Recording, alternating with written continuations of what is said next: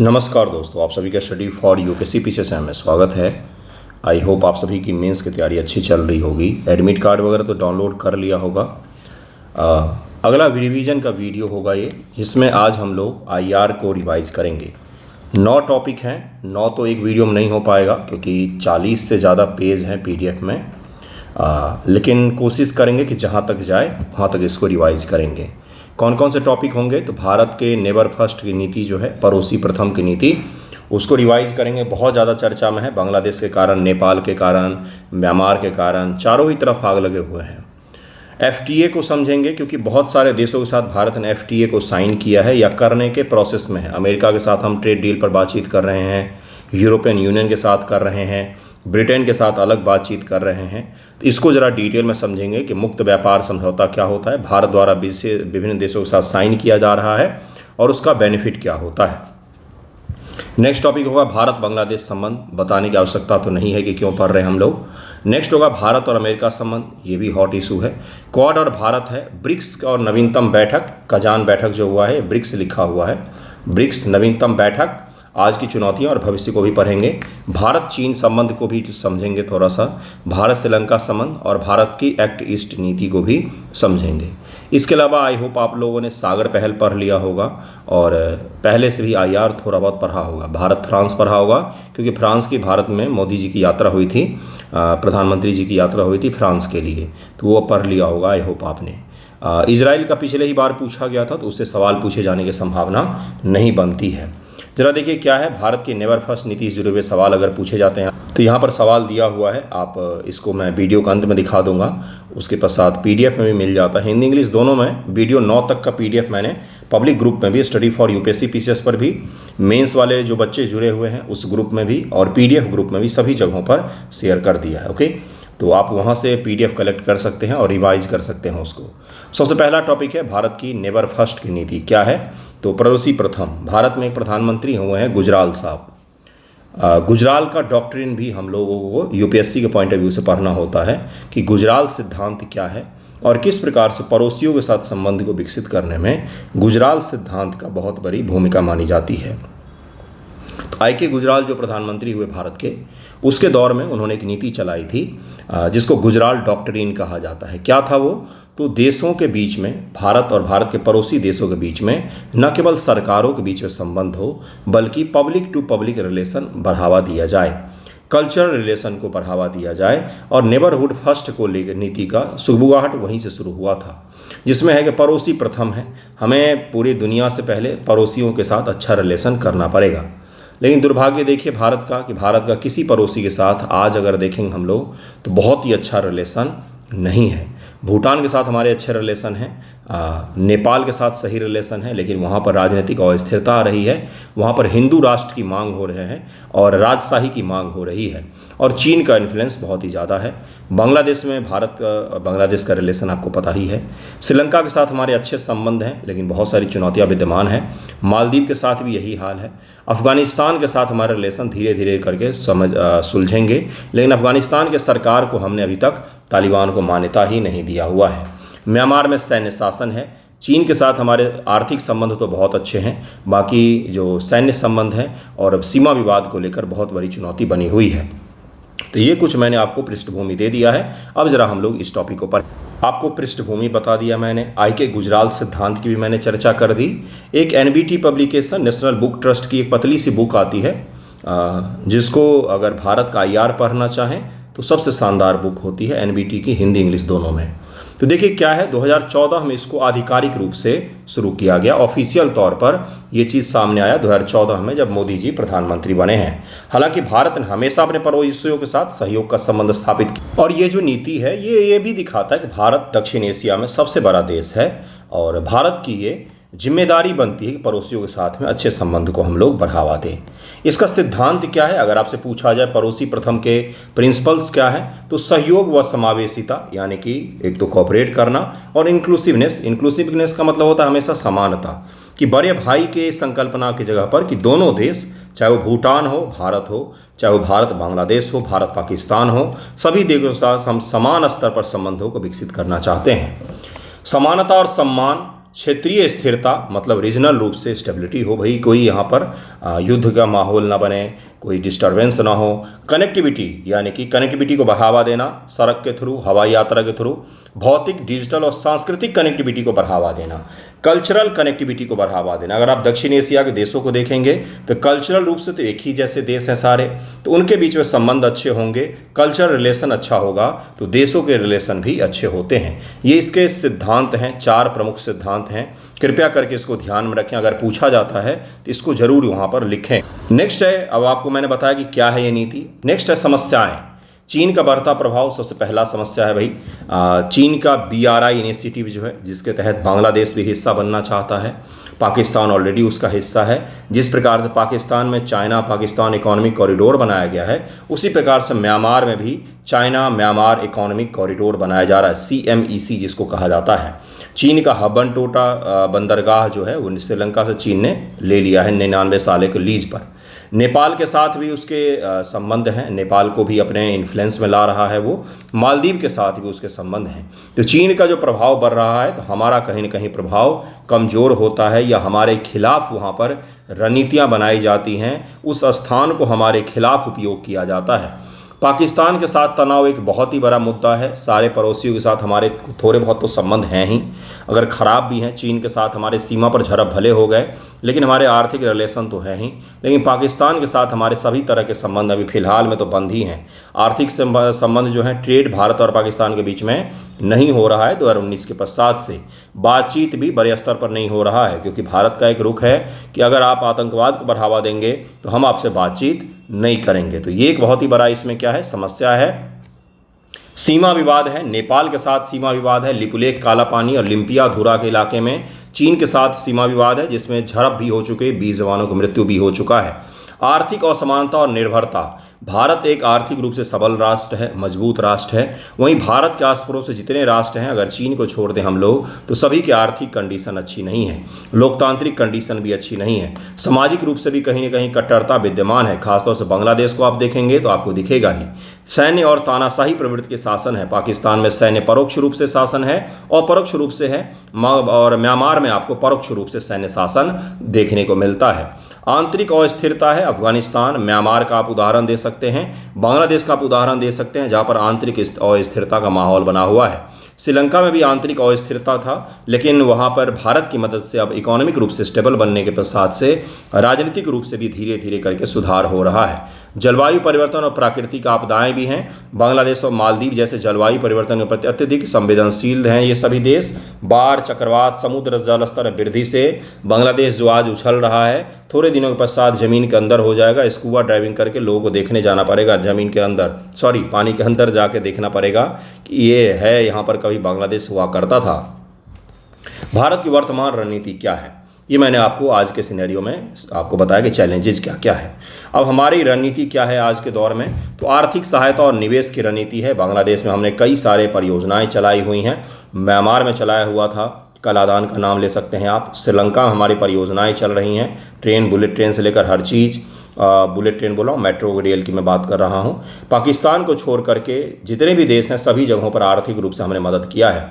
श्रीलंका को तो $4 बिलियन की हमने मदद किया है।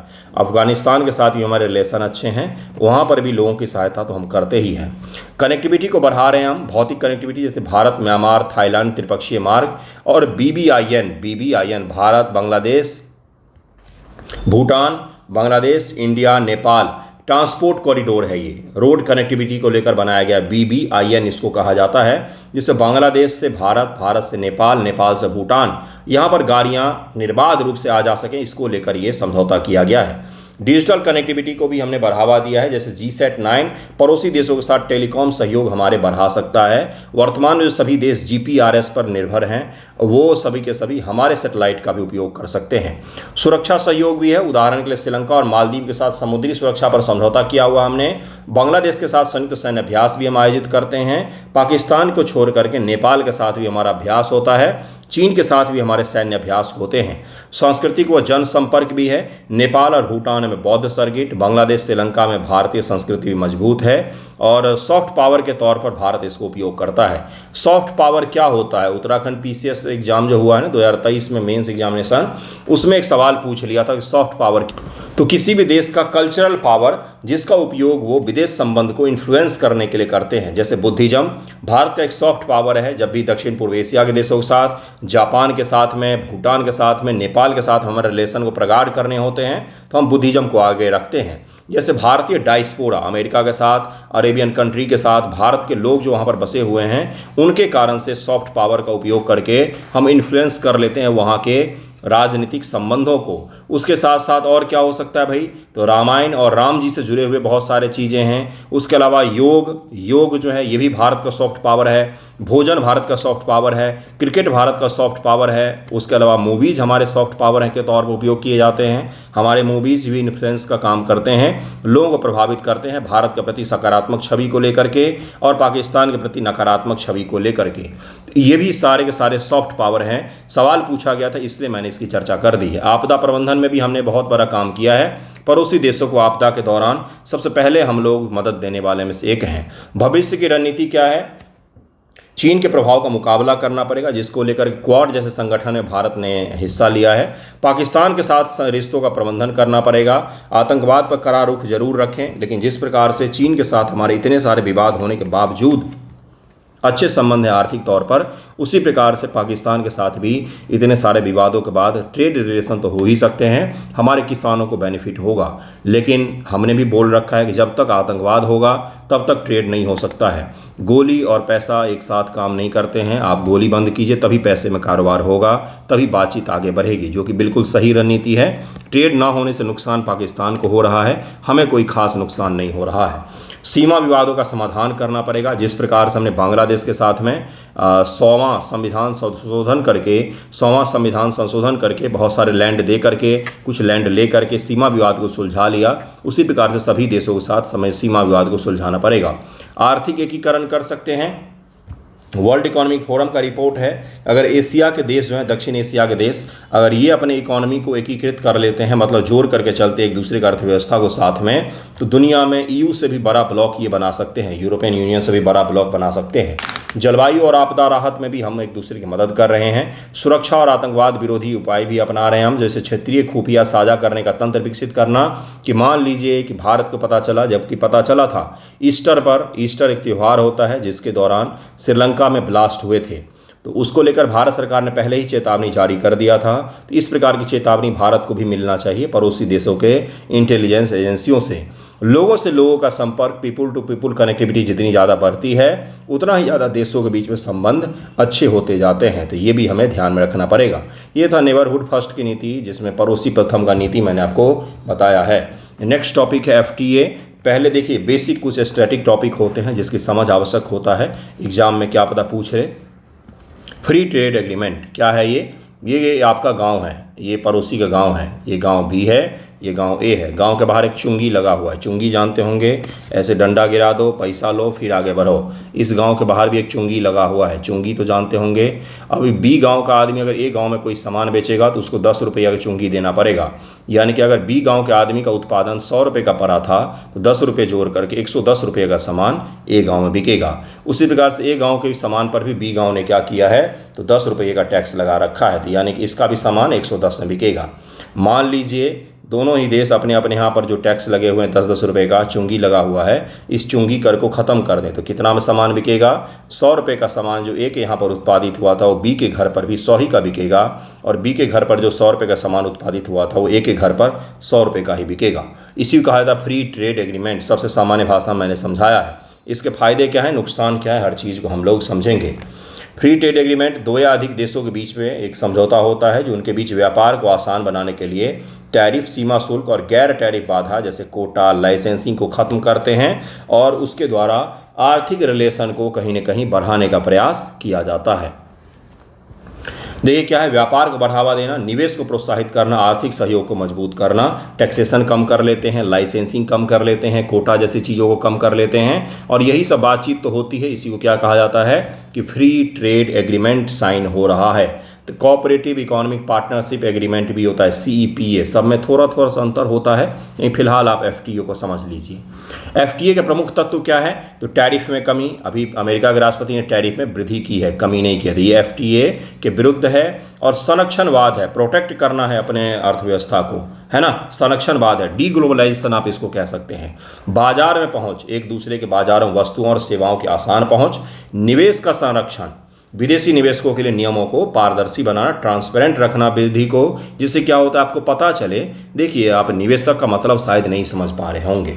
यहाँ पर 1000 करोड़ रुपए की बात हो रही है, 2000 करोड़ की बात हो रही है, 10,000 20,000 करोड़ तक की बात हो रही है, लाखों करोड़ों की बात हो रही है। कोई 1000 रुपया नहीं है। आप 1000 रुपया किसी को देते हैं मान लीजिए, तो भी आप 10 बार सोचते हैं। कोई यहाँ पर 2000 करोड़ रुपया लगाएगा, 10,000 करोड़ रुपया लगाएगा, तो वो एक बार तो ये तो सोचेगा कि यहाँ पर कितना अच्छा सिस्टम है, क्या यहाँ पर हम जो फ़ायदा होगा भी कि नहीं। 10,000 लगा रहे हैं तो 12,000 15,000 करोड़ तो फ़ायदा कमाएंगे। अगर उनको कमाने का यहाँ पर स्कोप नहीं दिखेगा, यहाँ पर भ्रष्टाचार होगा, यहाँ पर लाइसेंसिंग होगा, यहाँ पर कोटा होगा, टैक्सेशन हद से ज़्यादा होगा, तो अपना बोरिया बिस्तर बांध कर किसी और देश में चले जाएंगे। इसी को कहते हैं निवेशक। तो उनको आकर्षित करने के लिए बहुत पापड़ बेलने पड़ते हैं, ठीक है। आजकल भारत क्यों अलग अलग FTA साइन कर रहा है? क्योंकि भारत को अपनी इकॉनमी और व्यापार में वृद्धि करनी है। भारत हाल के वर्षों में कई सारे देश जैसे UAE, Australia, UK, Canada, EFTA है, जिसे स्विट्जरलैंड, नॉर्वे, आयरलैंड और लिंचेस्टीन ये देश है, लिंचेस्टाइन, बहुत खूबसूरत देश हैं ये सारे।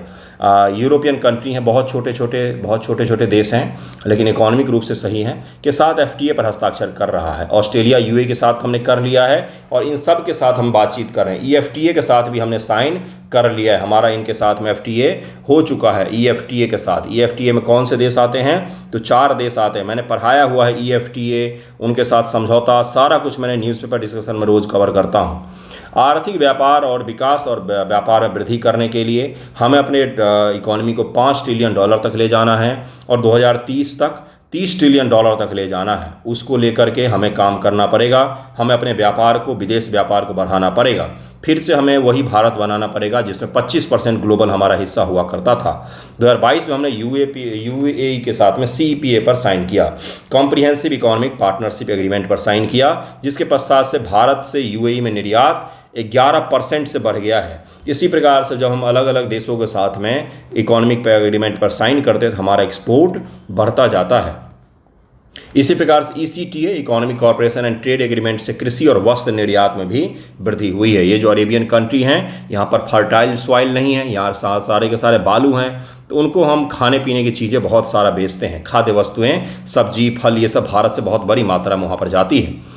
वैश्विक आपूर्ति श्रृंखला मजबूत होती है। वैश्विक आपूर्ति श्रृंखला मजबूती, कोविड-19, रूस यूक्रेन संघर्ष जैसे विवाद वैश्विक आपूर्ति श्रृंखला को बाधित किया है। ग्लोबल सप्लाई चेन बाधित हुआ है। भारत जो है इस बाधित सप्लाई चेन का फ़ायदा उठाना चाहता है। जहां पर चीन को लोग शक की निगाहों से देख रहे हैं, वहां पर भारत अपनी इकोनॉमी को लेकर आगे जाना चाह रहा है। चीन के प्रभाव का मुकाबला करने के लिए हमें चीन के साथ मुकाबला करना है, न केवल सैन्य दृष्टिकोण से बल्कि आर्थिक दृष्टिकोण से, वर्ल्ड को इन्फ्लुएंस करने के दृष्टिकोण से भी हमें चीन के साथ मुकाबला करना पड़ेगा। आने वाले समय में तकनीकी दृष्टिकोण से भी करना पड़ेगा। निवेश और प्रौद्योगिकी हस्तांतरण, ताकि भारत में निवेश आए ज़्यादा से ज़्यादा और टेक्नोलॉजी ट्रांसफ़र हो सके। जहाँ पर FTA साइन होता है वहाँ पर किसी भी चीज़ की टेक्नोलॉजी ट्रांसफ़र पर में जोर दिया जाता है। आपने एक फ़ैन बनाया अपने यहाँ, आप हमारे यहाँ पर आकर के फ़ैन बेचना चाहते हैं, बिल्कुल आइए, ऐसा कीजिए, आप हमारे देश में दुकान लगा लीजिए इस फ़ैन का दुकान लगा लीजिए। आप अपने यहाँ से बना के मत लाइए, हमारे देश में दुकान लगा लीजिए इस फ़ैन का और फ़ैन बनाइए हमारे देश में। हमारे लोगों को भी बताइए कैसे फ़ैन बनाया जाता है। इसी को क्या कहा जाए? तकनीक का ट्रांसफ़र।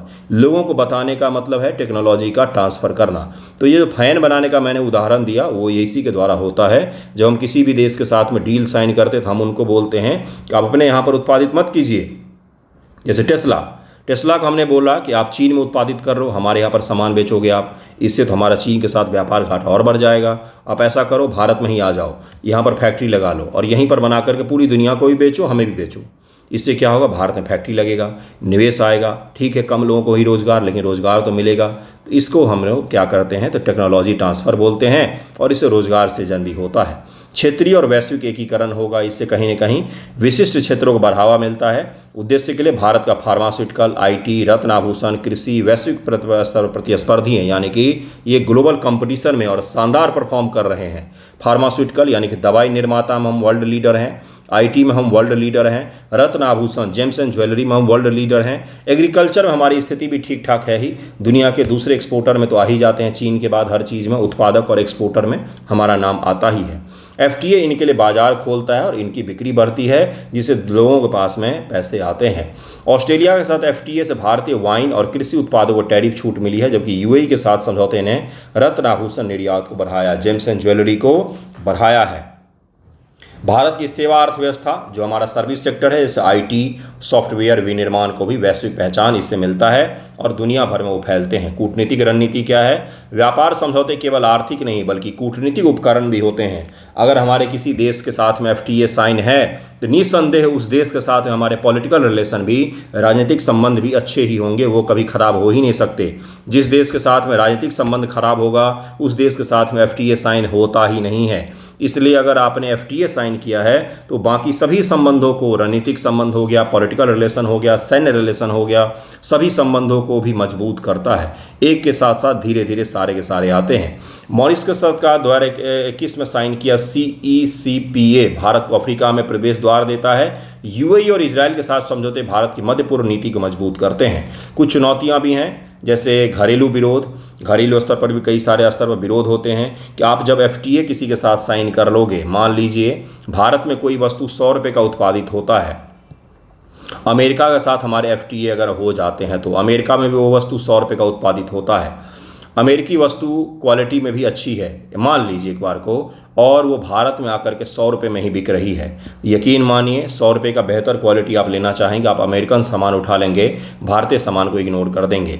चीन के साथ हम कभी एफटीए क्यों नहीं साइन करते हैं? क्योंकि वो बहुत बड़े स्तर पर सस्ते उत्पाद बना लेते हैं। अगर यहाँ पर हम चीन लिख देंगे, चीन के साथ मान लीजिए एफटीए हो जाता है, वहाँ पर कोई सामान 70 रुपये का बन रहा है और भारत वही सामान 100 रुपये का बन रहा है, वर्तमान में उस 70 रुपये के सामान पर हम लोग टैरिफ लगा देते हैं 50 रुपया, तो कितने का हो जाएगा भाई? तो 120 रुपये का बिकता है, मान लिखे चलते हैं। लेकिन अगर वही वस्तु 70 रुपये में ही बिकने लग जाए तो कौन भारतीय सामान को खरीदेगा? तो लोकल इंडस्ट्री को कहीं ना कहीं कुछ हद तक नुकसान हो सकता है अगर एफटीए साइन करते समय विशेष ध्यान न रखा जाए तो। जटिल वार्ताएं, जैसे ईयू और यूके के साथ बहुत ही बड़े स्तर पर वार्ता चल रही है, बहुत दिनों से चल रही है, सुलझ ही नहीं रहा है। चीन का दबाव, भारत को सस्ते चीनी सामान से प्रतिस्पर्धा करनी पड़ रही है। नेक्स्ट टॉपिक है भारत बांग्लादेश संबंध, वर्तमान चुनौती, भविष्य की रणनीति। क्यों पढ़ रहे हैं हम लोग? मोहम्मद यूनुस नाम के एक व्यक्ति हैं जो खुद को आजकल दुनिया के स्वामी समझ रहे हैं, उनको लगता है कि हम ही हम हैं। ठीक है, जरा इसको समझेंगे हम लोग। भारत बांग्लादेश का संबंध बहुत अच्छा हुआ करता था, 1 साल पहले तक हमारे रिलेशन शानदार हुआ करते थे, लेकिन पिछले 1 साल में बांग्लादेश में सत्ता परिवर्तन, शेख हसीना का सत्ता छोड़ के भारत भागना, ये सब कुछ ऐसे इशू हैं जिसके कारण हमारे संबंध जो हैं वो धीरे धीरे करके बहुत ज़्यादा ख़राब हो गए हैं। कट्टर इस्लामिक चीज़ें वहाँ पर बढ़ रही हैं। आपको अंदाज़ा होगा कि पाकिस्तान और बांग्लादेश दोनों जगहों पर कोको कोला, KFC, इनके उत्पादों को जलाया जा रहा है, तोड़ा जा रहा है, उड़ेला जा रहा है, कि बोला जाता है कि ये ज्यूइश है और अमेरिकन इन्फ्लुएंस वाले हैं, इसलिए हम इसको तोड़ रहे हैं। तो सबसे पहले अपने मोबाइल में जो चैट जीपीटी और AI का उपयोग कर रहे हैं, कृपया करके उसको तोड़ दें। सबसे पहले जो आपका फ़ोन है उसको तोड़ दें, क्योंकि AI, सैम ऑल्टमैन एक यहूदी है चैट जीपीटी बनाने वाला, कृपया करके तोड़ दें उसको, छोड़ दें, AI का उपयोग छोड़ दें। आपका जो फ़ोन है उसमें एंड्रॉयड होगा, एंड्रॉयड बनाने वाले बहुत सारे इंजीनियर यहूदी मूल के आते हैं, और आपके पास जो लैपटॉप होगा उसको भी तोड़ दें, वो भी मैक्सिमम क्रिश्चियन और यहूदी लोगों के पास में है। वो नहीं तोड़ेंगे, तोड़ेंगे क्या? तो KFC की दुकान तोड़ देंगे जो मुर्गा बेचने का काम करता है, कोको कोला को खरीद के उड़ेल रहे हैं। तो एक बात मुझे बताइए, उड़ेलने के लिए ही सही, लेकिन आपने ख़रीदा तो उस कंपनी को प्रॉफिट गया कि नहीं? खैर चलिए यहाँ पर आ जाते हैं। कट्टरता आपकी बुद्धि को खराब कर देती है। कट्टरता किसी भी धर्म में हो, हिंदू धर्म में भी देखा होगा, रामनवमी के जुलूस में गाली बजा रहे हैं भगवान श्री राम, जिनके पूरा रामायण पढ़ लो, एक जगह मात्र गुस्सा होते हैं जब समुद्र उनकी बात नहीं मानता है। तो वहाँ पर बोलते हैं ना कि विनय न मानत जलधि जरा गए 3 दिन बीत, एक ही जगह गुस्सा होते हैं। पत्नी का अपहरण हो जाता है तो रोते हैं, गुस्सा नहीं होते हैं। उनके जन्मदिन के उपलक्ष्य में जो शोभा यात्रा निकलती है उसमें गालियां दे रहे थे। अब इससे बड़ा हिंदू धर्म विरोधी और क्या हो सकता है। अपने ही धर्म को हम खुद ही बर्बाद कर रहे हैं। तो कट्टरता आपकी बुद्धि खा जाती है। मैं ये कह रहा था, भारत और बांग्लादेश का संबंध भी कट्टरता के शिकार ही हुआ है, इसीलिए मैं कट्टरता समझा रहा था आपको। भारत और बांग्लादेश के बीच संबंध ऐतिहासिक, सांस्कृतिक और भौगोलिक रूप से गहरे जुड़े हुए थे। वहाँ पर कट्टर इस्लामिक विचारधारा, इस्लामिक इसलिए कह रहा हूँ क्योंकि वही चीज़ है, धर्म से मेरा कभी कोई ऐसा नहीं रहा, उसके कारण ही अब हमारे संबंध और भी ज़्यादा खराब हो रहे हैं। इसमें माना जा रहा है कि पाकिस्तान और यूएसए के CIA का इसमें डायरेक्टली इनडायरेक्टली हाथ कई सारे एक्सपर्ट मान रहे हैं। मुझे उसका कोई आता पता नहीं है, मैंने जो सुना है, पढ़ा है, वो मैं आपको समझा रहा हूँ। 1971 के बांग्लादेश मुक्ति संग्राम, भारत की निर्णायक भूमिका ने दोनों देशों के बीच महत्वपूर्ण संबंधों की नींव डाली। बांग्लादेश का जन्म ही हुआ है, हम युद्ध लड़े तो हमने फिर बोला मुबारक हो, बांग्लादेश हुआ है। तो उसी प्रकार से बांग्लादेश का जन्म हुआ था। दोनों देश में 4096.7 किलोमीटर लंबी सीमा है। भारत की सबसे लंबी सीमा बांग्लादेश के साथ में ही है, जो भारत को किसी पड़ोसी देशों के साथ सबसे लंबी स्थलीय सीमा है। भारत के 5 राज्य वेस्ट बंगाल, असम, मेघालय, त्रिपुरा और मिजोरम बांग्लादेश से सीमा साझा करते हैं। बांग्लादेश बंगाल की खाड़ी के माध्यम से भारत को दक्षिण पूर्व एशिया जोड़ता है, जिससे इसका सामरिक महत्व और बढ़ जाता है। दोनों देश सार्क और बीमस्टेक, IORA, ये सब क्या हैं, अलग अलग पॉलिटिकल संस्थाएं हैं जहां पर हम अपने संबंधों को मजबूत करने के लिए एक मंच पर बैठते हैं। बाकी हम दोनों देशों के बीच बाइलेटरल रिलेशन भी है और ये मल्टीलेटरल रिलेशन भी है, अलग अलग ग्रुप के द्वारा भी हमारे बीच में संबंध हैं। हाल के वर्षों में शेख हसीना के नेतृत्व हमारा शानदार रिलेशन रहता है, और लेकिन जैसे ही वो गए हैं वैसे ही वहाँ पर हमारे रिलेशन खराब हो गए हैं। भारत विरोधी वहाँ पर चीज़ें बहुत ज़्यादा अब हो रही है। ऐतिहासिक पृष्ठभूमि तो आपको पता ही होगा, मैं उसको इग्नोर करूंगा। सबसे लास्ट में जो 2015 में हम दोनों के देशों के बीच में समझौता हुआ, जिसको लैंड बाउंड्री एग्रीमेंट कहा जाता है, संविधान का 100वां संशोधन करना पड़ा इसको लेकर के, क्योंकि भारत ने अपने बहुत सारे गांव बांग्लादेश को दे दिए और बांग्लादेश ने भी अपने कुछ गांव भारत को दे दिया, और इससे हमने सीमा विवाद को सुलझा लिया 100वां संविधान संशोधन के द्वारा। संविधान में भी संशोधन करना पड़ा। भारत के प्रधानमंत्री जी ने यात्रा किया था बांग्लादेश का 2015 ईस्वी में, और उसके पश्चात से हमारे संबंध अच्छे रहे हैं। 2024 के अगस्त महीने में जब राजनीतिक अस्थिरता आई, उसके पश्चात से हमारे संबंध खराब होते जा रहे हैं। भारत और बांग्लादेश के बीच संबंध कई क्षेत्रों में मौजूद हैं। व्यापार के दृष्टिकोण से भारत बांग्लादेश का पड़ोसी देशों में सबसे अधिक व्यापार अगर हम चीन के अलावा किसी से कर रहे थे तो बांग्लादेश के साथ ही कर रहे थे। जहां पर कुछ आंकड़े दिए हुए हैं, आप उसको याद रख सकते हैं। कनेक्टिविटी, मैत्री एक्सप्रेस कोलकाता से ढाका, बंधन एक्सप्रेस कोलकाता से खुलना, मिताली एक्सप्रेस न्यू जलपाईगुड़ी से ढाका। 2023 में अखरोर अगरतला रेल लिंक भी शुरू किया गया था। सड़क मार्ग भी है, कोलकाता, अगरतला, गुवाहाटी से ढाका खुलना तक बस की सेवाएं भी उपलब्ध हैं। जल मार्ग protocol on inland water transit and trade, इसके तहत नदी मार्गों से व्यापार होता है, ये भी हमने बांग्लादेश के साथ में साइन किया हुआ है। ऊर्जा सहयोग भी है। भारत बांग्लादेश को 1160 मेगावाट बिजली का निर्यात करता था, अडानी जी करते थे, जिसका पैसा भी नहीं दे रहा था बांग्लादेश। तभी जब सत्ता परिवर्तन हुआ तो अडानी जी ने बोला कि अब हमारा पैसा दो, हमारा तुमसे झगड़ा हो गया है। वो गांव घर में नहीं होता, 2 बच्चों के बीच झगड़ा हो जाए तो हमारा पैसा वापस करो, तो वही वाला चीज़ यहाँ भी हुआ है। अडानी जी ने बोला कि हमारा पैसा दो। दरअसल में 4-5 सालों पेमेंट बाकी थे। पर्यटन 2021 से बांग्लादेश में भारत से आने वाले पर्यटकों की संख्या दूसरी सबसे बड़ी अधिक थी, जिसमें कई चिकित्सक पर्यटक भी शामिल हैं। मतलब कि मेडिकल टूरिज्म भी होता है, बहुत सारे बांग्लादेश के लोग इलाज करवाने भी भारत आते हैं। रक्षा संबंध भी हैं, नौसैनिक संबंध भी हैं, सारे के सारे हैं। बांग्लादेश को ब्रह्मोस मिसाइल नौसैनिक जहाज़ों की पेशकश की है, अब नहीं करेगा, भारत बिल्कुल नहीं करेगा। सांस्कृतिक संबंध, बंगाली भाषा और संस्कृति दोनों देशों को जोड़ती है।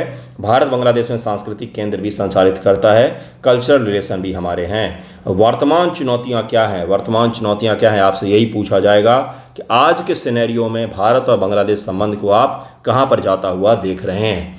राजनीतिक अस्थिरता और अंतरिम सरकार। राजनीतिक अस्थिरता का तात्पर्य होता है पॉलिटिकल रूप से अनस्टेबल है अभी वहां की गवर्नमेंट। सलाहकार के पद पर है मोहम्मद यूनुस। चुनाव नहीं हो रहा है, उन्होंने प्रॉमिस किया था कि हम आते ही चुनाव करवा देंगे 3, 4, 5, 6 महीनों में, लेकिन अब तो बहुत दिन हो गए। अब उनको सत्ता का लड्डू जो है वो अच्छा लगने लग गया है, अब वो उससे चिपक गए हैं। बांग्लादेश की आर्मी में भी तख्ता पलट की बहुत सारे न्यूज़ आते हैं। इकोनॉमिक्स टाइम्स ने किया था इसका पुष्टि कि भाई बांग्लादेश की आर्मी में भी कट्टरता बढ़ रहा है। जो अभी मुज्जमा क्या नाम है, उज्जमा नाम है बांग्लादेश आर्मी चीफ का, उनको हटाने की बात की जा रही है। उनको उनके भारत को लेकर सॉफ्ट कॉर्नर है वर्तमान आर्मी चीफ जो हैं, लेकिन उनको हटाने की बातचीत हो रही है। हो सकता है कि भाई सैन्य तख्ता पलट हो, सैन्य विद्रोह भी हो जाए बांग्लादेश में, कुछ भी हो सकता है, कुछ भी हो सकता है। अंधा कानून है अभी वहाँ पर। अंतरिम सरकार ने बांग्लादेश के साथ कुछ कूटनीतिक मुद्दों पर सतर्क दृष्टिकोण अपनाया। बांग्लादेश ने शेख हसीना के प्रत्यार्पण की मांग की है, जिसे भारत ने बोला है कि हम नहीं देंगे। यहीं पर शेख हसीना जी गाजियाबाद में रहती हैं। भारत को नई सरकार के साथ विश्वास बहाल करना होगा जो शेख हसीना के प्रति विरोधी रुख रखती हैं।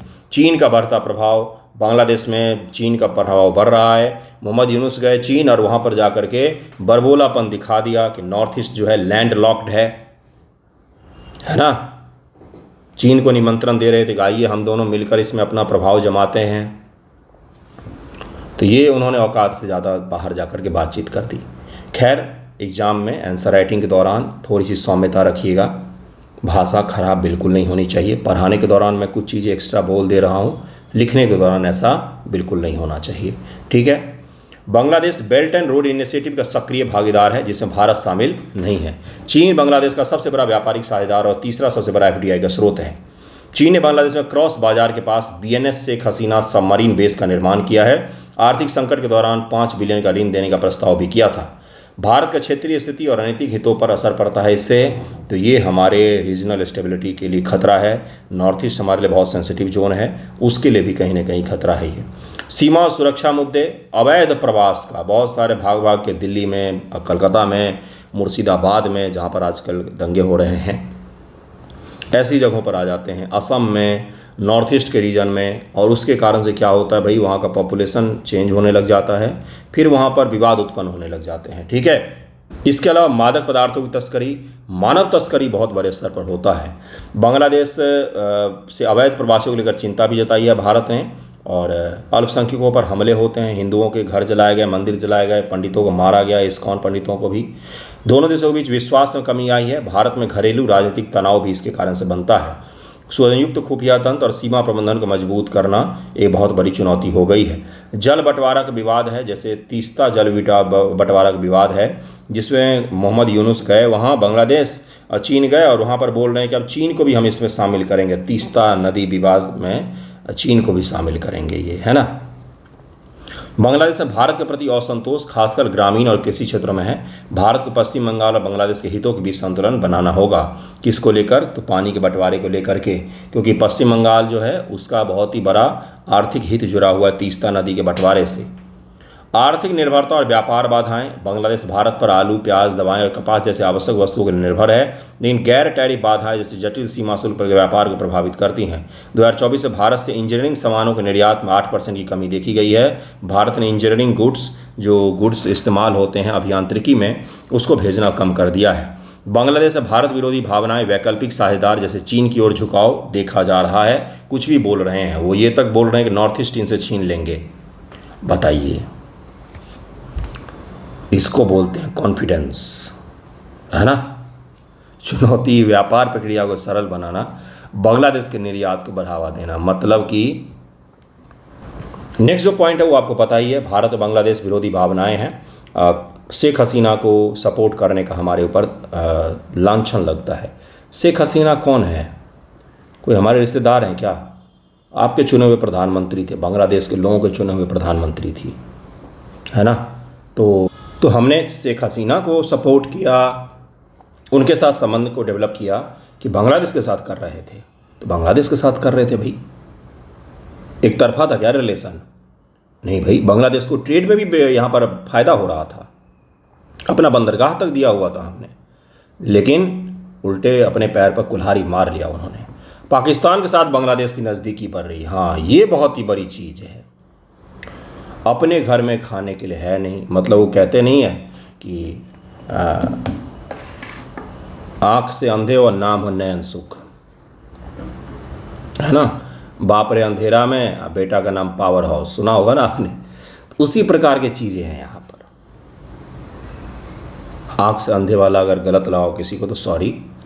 वही कंडीशन है, अपना घर संभाल नहीं रहा पाकिस्तान के साथ और बांग्लादेश के साथ में रणनीतिक संबंध डेवलप कर रहे हैं, उसको फाइटर जेट बेचने की बातचीत हो रही है। ठीक है भाई, ये दरअसल भारत को ब्लैकमेल करने की कोशिश कर रहे हैं कि भारत बांग्लादेश पर दबाव बनाना कम करे। अगर आप हम पर दबाव बनाओगे तो आपके जो शत्रु देश हैं चीन, पाकिस्तान, हम उनके साथ संबंधों को डेवलप करेंगे, है ना। तो ये यहाँ पर चीज़ है। भविष्य की रणनीति क्या है? नई सरकार के साथ कूटनीतिक संलग्नता को बढ़ाना, चीन के प्रभाव का मुकाबला करना पड़ेगा हमें। नई जो सरकार वहाँ पर बनी, जो भी सरकार होगा उसके साथ हमें संबंधों को सही करना पड़ेगा। जल बंटवारा का समाधान निकालना पड़ेगा, सीमा और सुरक्षा सहयोग स्थापित करना पड़ेगा, आर्थिक और व्यापारिक सहयोग को भी हमें बढ़ाना पड़ेगा। सॉफ्ट पावर और सांस्कृतिक कूटनीतिक संबंध को हम लोग बढ़ा सकते हैं ताकि हम क्या कर सकें, अपने संबंधों को फिर से नॉर्मलाइज कर सकें। क्षेत्रीय मंच का उपयोग कर सकते हैं, जैसे बीमस्टेक का उपयोग किया अभी प्रधानमंत्री जी ने और मोहम्मद यूनुस से मुलाकात की है उन्होंने। हालांकि करना नहीं चाहिए था उस आदमी से, घटिया है वो आदमी। आपदा प्रबंधन और जलवायु सहयोग भी हमें बढ़ाना पड़ेगा, तब जाके हो सकता है कि हम दोनों देशों के बीच में नॉर्मल संबंध बने। नेक्स्ट टॉपिक है भारत अमेरिका संबंध, वर्तमान चुनौती और भविष्य की रणनीति। भारत अमेरिका हम क्यों पढ़ रहे हैं? क्योंकि डोनाल्ड ट्रंप महोदय आए हैं और जब से वो आए हैं तब से छाए हुए हैं बिल्कुल। तो ये चौथा टॉपिक होगा। अभी हम इससे पहले 3 टॉपिक कर चुके हैं। सबसे पहला हमने टॉपिक किया क्या, तो नेबरहुड फर्स्ट की नीति किया, उसके बाद FTA को पढ़ा, फिर भारत बांग्लादेश पढ़ा, अब भारत अमेरिका पढ़ रहे हैं। भारत और अमेरिका बीच संबंध जो है काफ़ी पुराना है, बहुत पहले से हमारे बीच में संबंध है, लेकिन हमारे रिलेशन जो थे वो अच्छे नहीं हुआ करते थे। 1991 के पश्चात खास तौर से कारगिल युद्ध के पश्चात 1998 के पश्चात हमारे रिलेशन सही होने शुरू हुए। जब पाकिस्तान के साथ उनके संबंध खराब होने शुरू हुए, हमारे साथ संबंध सही होने शुरू हुए। मैं शुरू हुए कह रहा हूँ, उनके पाकिस्तान के साथ आज भी रिलेशन है, उन्होंने ही जीवित रखा हुआ है वहाँ के लोगों को। भारत और अमेरिका के बीच में 21वीं सदी में विश्व के सबसे महत्वपूर्ण द्विपक्षीय साझेदारी में से एक बन गए हैं। दोनों देश लोकतंत्र, आर्थिक अवसरों और वैश्विक स्थिरता जैसे साझे मूल्यों पर आधारित रणनीतिक साझेदारी साझा करते हैं। लोकतंत्र है दोनों देशों में, लिबरल हैं दोनों देशों के शासन तंत्र, तानाशाही प्रवृत्ति नहीं है, यहाँ पर लोकतांत्रिक ढांचा मौजूद है। शीत युद्ध के दौरान तनाव से लेकर के 2000 ईस्वी के बाद रक्षा, व्यापार, परमाणु सभी क्षेत्रों में हमने समझौते किए हैं। शीत युद्ध के दौरान हम पर आरोप लगे कि हम USSR के साथ हैं और पाकिस्तान जो है अमेरिका के साथ है, इसलिए हमारे रिलेशन अच्छे नहीं बने थे। वर्तमान में 2000 ईस्वी के पश्चात हमारे रिलेशन काफ़ी अच्छे बने हैं, जिसमें क्वाड का आप उदाहरण दे सकते हैं, और भी जगह पर हमारे परमाणु डील का उदाहरण दे सकते हैं। रक्षा के क्षेत्र में हमने बहुत सारे पैक्ट साइन किए हैं। व्यापार के क्षेत्र में अब हम करने जा रहे हैं ट्रेड डील को साइन। संबंध में कुछ चुनौतियां भी हैं। ऐतिहासिक पृष्ठभूमि क्या है, तो मैंने पहले ही बता दिया आपको। परमाणु परीक्षण के दौरान हम पर बैन लगा दिया था अमेरिका ने, लेकिन 1-2 साल बाद ही बैन सब खत्म हो गया।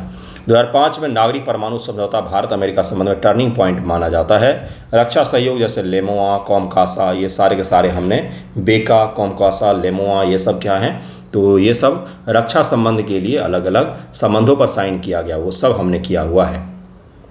एक दूसरे के एयरपोर्ट का उपयोग कर सकते हैं युद्ध के समय में, एक दूसरे के लॉजिस्टिक का उपयोग कर सकते हैं युद्ध के समय में, ये भी रिलेशन हम दोनों के देशों के बीच में बना हुआ है। 2+2 वार्ता भी हम लोग करते हैं। रक्षा मंत्री, विदेश मंत्री हमारे और उनके रक्षा मंत्री, विदेश मंत्री भी बातचीत करते हैं, यानी कि हमारा रिलेशन अच्छा है। कोई वर्तमान इकोनॉमिक जो समस्या है उसको अगर छोड़ देंगे और जो खालिस्तान का मुद्दा है, खालिस्तानी आतंकवादी का जो मुद्दा है, गुरुपखवंत सिंह का जो मुद्दा है, उसको अगर छोड़ देंगे तो कोई चुनौती है ही नहीं भारत और अमेरिका के संबंध में। वर्तमान स्थिति क्या है, भारत और अमेरिका के बीच सहयोग कई क्षेत्रों मजबूत हैं। रक्षा और सुरक्षा के दृष्टिकोण से संयुक्त अभ्यास जैसे मालाबार और टाइगर ट्रंप होता है। अमेरिका से कई सारी चीज़ हमने खरीदी है, जैसे अपाचे हेलीकॉप्टर, पोसाइडन और MQ-9B ड्रोन भी हमने खरीदा है। और आतंकवाद विरोधी सहयोग और खुफिया जानकारी भी साझा करते हैं हम। व्यापार और निवेश 2022-23 में द्विपक्षीय व्यापार से $128.55 बिलियन था। अमेरिका भारत का सबसे बड़ा व्यापारिक साझेदार है, लेकिन अमेरिका को व्यापार में घाटा हो रहा था, भारत को फायदा हो रहा था। इसके कारण से उसने बड़े टैरिफ का ऐलान किया। अभी टैरिफ होल्ड किया हुआ है और भारत और अमेरिका के बीच में ट्रेड टॉक्स जारी हैं। ICET initiative on critical and emerging technology पर भी हमने साइन किया हुआ है, जैसे सेमीकंडक्टर, AI, क्वांटम कंप्यूटिंग के क्षेत्र में भी, स्पेस के क्षेत्र में भी, अंतरिक्ष के क्षेत्र में भी, निसार जैसी चीज़ों को लेकर हम लोग सहयोग स्थापित कर रहे हैं। ऊर्जा और जलवायु के क्षेत्र में भी हमने सहयोग स्थापित किया है। सांस्कृतिक और पीपुल टू पीपुल कनेक्टिविटी को भी हमने बढ़ावा दिया है, जैसे अमेरिका में न्यूयॉर्क राज्य में दिवाली की छुट्टी देना, और भारत में भी अमेरिका के साथ संबंधों को अच्छा किया गया है, जैसे पर्यटक जो है अमेरिका से दिन प्रतिदिन हमारे यहाँ भी बढ़े हैं। तो वर्तमान चुनौतियाँ भी कुछ, जैसे व्यापार असंतुलन और टैरिफ विवाद है, ये वर्तमान का सबसे बड़ा चुनौती है, जिसको मैंने पहले ही आपको बता दिया। हमारा व्यापार घाटा था किसके साथ में, तो अमेरिका के साथ में। अमेरिका व्यापार घाटे में था, हमारा बेनिफिट हो रहा था। तो पहले हमें उसने GSP से हटा दिया कि भारत अब कोई लीस्ट डेवलप्ड कंट्री नहीं है कि भारत को GSP मिले, मतलब कि विशेष समझौता मिले, जितना हम सामान बनाया उतना में ही बेच ले। पहले तो उसने इसको ख़त्म किया, फिर हम पर टैरिफ भी लगा दिया गया अभी ट्रंप के द्वारा, लेकिन अब टैरिफ कम किया गया है 90 दिनों के लिए, पहले वाली स्थिति है। लेकिन 90 दिनों के बाद क्या होगा ये अभी नहीं पता है। यानी कि व्यापार और संतुलन एक सबसे बड़ा इशू है। भू राजनीतिक मतभेद भी है कई सारी चीज़ों को लेकर, जैसे रूस यूक्रेन युद्ध को लेकर के, और ईरान S-400 को लेकर भी कहीं न कहीं मतभेद है। रूस यूक्रेन युद्ध में उसने हमें बार बार बोला कि रूस की आलोचना करो, हमने बोला कि हम नहीं करेंगे। तो ये एक विवाद है भाई। और हमारे ऊपर आरोप लगा कि सस्ता तेल खरीद रहे हैं, तो हमने बोला कि तेल कच्चा खरीदते हैं हम, रिफाइन करके आपको भी बेचते हैं, तो आप भी बेनिफिट उठाओ। ईरान के साथ परमाणु डील पर अभी बातचीत हो रही है ओमान शहर में। ईरान के साथ अगर अमेरिका का संबंध खराब होता है, युद्ध की स्थिति बनती है, तो भारत के लिए बहुत ही बड़ा संकट हो जाएगा, क्योंकि ईरान के साथ हमारे संबंध काफ़ी अच्छे हैं। S-400 जो हमने रूस से ख़रीदा है, वो जब हमने ख़रीदा उसके पश्चात विवाद देखा गया, हालांकि अमेरिका ने इसको इग्नोर किया। चुनौती भी है, भारत को अपनी रणनीतिक स्वायत्ता बनाए रखते हुए अमेरिका के साथ संतुलन बनाना होगा। भारत ने बहुत अच्छी नीति बनाई है अमेरिका को लेकर के, कभी ज़्यादा विश्वास मत करो इस पर। अब देखिए, अगर भारत अमेरिका के चक्कर में रूस के साथ संबंधों को खराब कर लेता तो अभी क्या होता। अमेरिका खुद रूस के साथ अच्छे संबंध कर रहा है, वही तो यूरोपीय देशों के साथ धोखा हुआ है।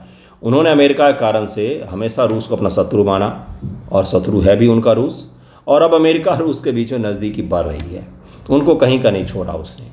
भारत अमेरिका दोनों के बीच, दोनों चीन के बढ़ते प्रभाव को संतुलित करना चाहते हैं, इसके कारण से हमारे संबंध अच्छे हो सकते हैं। लेकिन क्वाड और इंडो पैसिफिक रणनीति की प्रभावशीलता सीमित है। क्वाड को अमेरिका चाहता है सैन्य गुट बन जाए, जबकि हमने शपथ खाया हुआ है कि हम किसी भी सैन्य गुट का हिस्सा नहीं होंगे, या जिस गुट में होंगे उसको सैन्य उपयोग के लिए हम लोग उपयोग नहीं होने देंगे। क्षेत्रीय स्थिरता के लिए ठोस कार्रवाई की कमी है, ये भी देखा गया। प्रौद्योगिकी हस्तांतरण और डेटा नीति को लेकर भी कई बार हम दोनों के बीच चुनौतियां बन जाती है।